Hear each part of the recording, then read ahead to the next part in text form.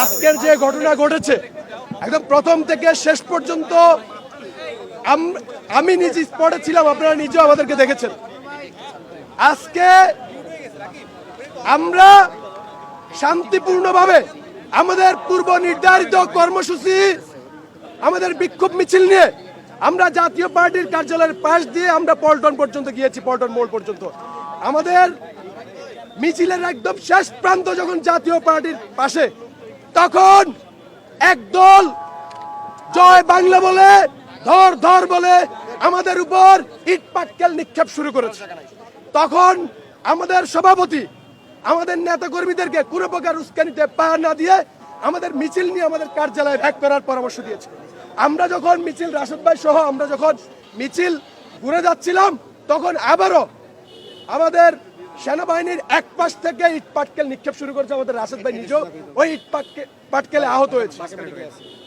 এরপরে বিকাল বেলায় নুরুল হক নূরকে সেনাবাহিনী প্রধানের নিরাপত্তা অফিসার ব্রিগেডিয়ার শামস ফোন দিয়ে বলেছে যে আজকে নুরুল হক নূরের ঝামেলা হতে পারে, ঝামেলা হবে নুরুল হক নূরের সাথে।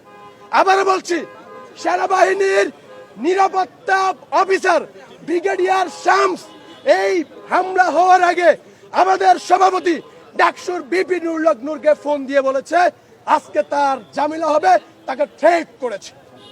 এবং আপনারা দেখেছেন, আমরা যখন দ্বিতীয় দফায় মিছিল নিয়ে আমরা শুনতে পেরেছি জিএম কাদের, যে অসংখ্য ছাত্র হত্যা মামলার আসামি জিএম কাদের তার কার্যালয়ে এসেছে।